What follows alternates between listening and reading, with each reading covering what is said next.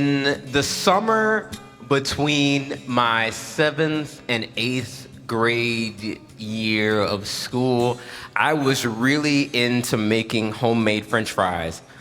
And like when I say homemade French fries, I'm talking about like I would peel them up, cut them up, fry them up, eat them up, all the time. And one day during the summer, I have a friend over. I have multiple friends who are supposed to meet at my house because this is the meeting house this particular day. But DJ shows up first, and DJ and I are in the basement, and we're playing video games. My sister comes downstairs. She says, "Hey, brother, I think you should come upstairs because your French fries are on fire." And I don't believe her because she's entirely too calm for a person that's seen a kitchen fire. So I dismiss her. We're playing video games. Go away. And so she leaves. And me and DJ get back to playing our games. And then a few minutes later, my sister Misha comes back downstairs. She says, "Hey, brother, I think you should really come upstairs because your French fries, they're on fire." And I say, "Shut up, go away. I am busy. I'm working. This video game's not gonna play itself." And she leaves. And then she comes back. "Hey, brother, I really think you should come upstairs because your French fries, they're on fire." And I said, "Look, if I'm gonna go up there and I'm gonna look, and if those French fries are not on fire, I'm going to do something bad." And so I go up there and I walk into the kitchen and I look, and sure enough, there's a frying pan with some French fries and some oil, and there is fire. And I did what I think what any rational 12-year-old person would do. I went to the cupboard, I pulled out a cup, I went to the sink, I filled it up with water, and I threw that water into the frying pan. The people who cook clearly know what's up. The rest of you are about to learn. Hiroshima.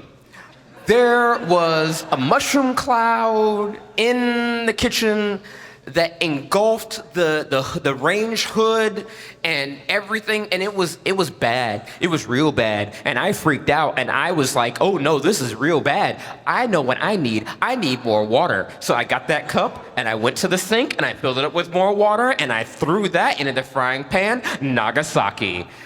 It was World War II in my kitchen, and it was bad. And by this time, more of my friends, this was a meeting house this day for this summer, this latchkey kid. So like, it wasn't just DJ at this point that show. So DJ and multiple friends, DJ, Robert, and Nathan are in the doorway of the kitchen, and they aren't the Allied forces. They are enjoying the show, and they are singing fire songs. "We didn't start the fire, it was always burnt. The roof is on fire. We don't need no water." It's wild. So, I grab the frying pan as the choir is singing, and I throw it into the sink. Because clearly the problem is I don't have enough water. So I've thrown the frying pan into the sink, and I turn on the tap, and the choir is, "Goodness gracious, great balls of fire." And eventually the water dilutes the oil enough to where the fire goes out. And I think I'm saved. And I look out the window, because the window, the row house that we're in faces the street, and I can see a fire truck roaming the street. And it's like it goes up the street and it comes back down the street and it goes up the street. Clearly, of course, when you're on a row house in DC, some neighbor knows that somebody else's house is on fire and doesn't want their house to burn down, so they've called the fire department. So the fire truck doesn't know which house it is, so they're just roaming up the street trying to figure out which house they should put out. But we've done a very good job of pulling down all of the smoke detectors and smothering them in blankets so that no one can hear any of the smoke detectors going off in the house.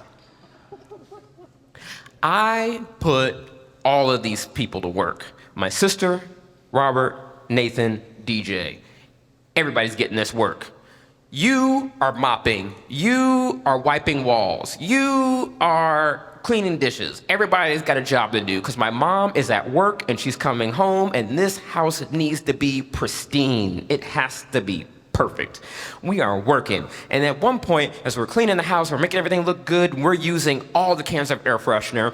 I look up at the ceiling in the kitchen and I realize right where the stove is, all around the stove is a big black charred stain. And I think to myself, well, that's not good. We got to clean that. But as we start cleaning it, I realize it's not coming off.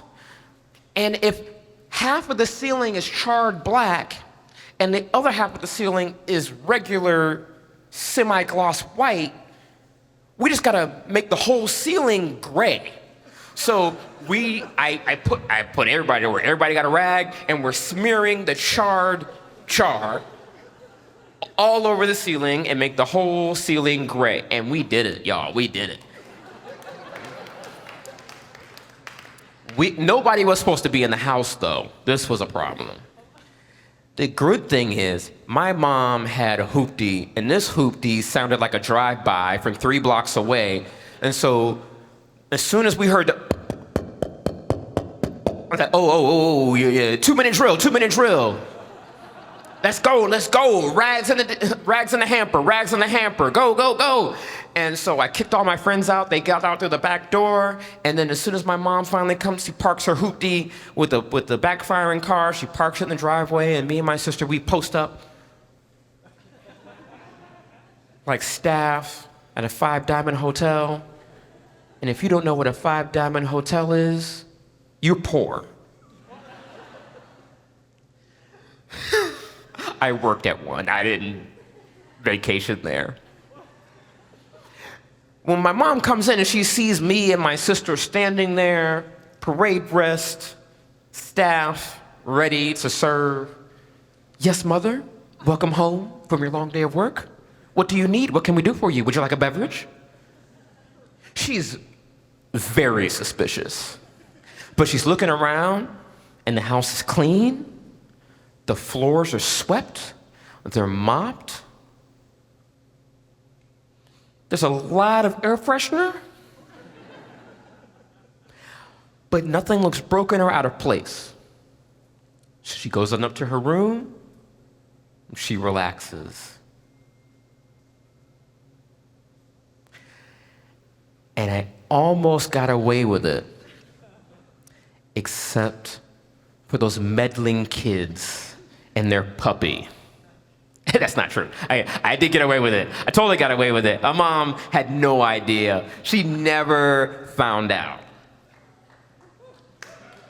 Yeah. I'm very good at directing a cleaning crew. That is until, one day, months later,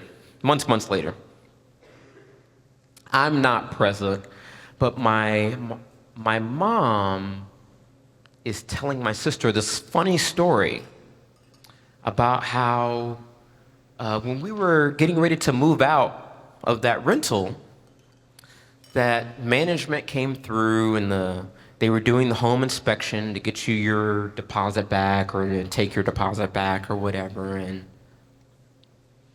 my mom's telling my sister this funny story about how this inspector was looking around the house and then he got to the kitchen and then he noticed some fire damage. And he's telling my mother that, oh, well, there's some significant fire damage here, and you're gonna have to pay for this, you're gonna lose your deposit, and this is not good.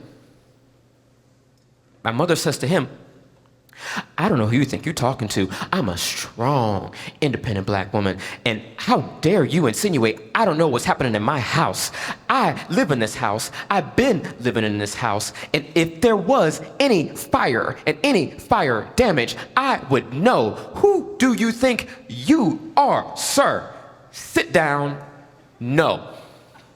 And he said, my apologies, you're probably right. It's very possible that our last inspector just simply missed this, and you're good to go. No charges.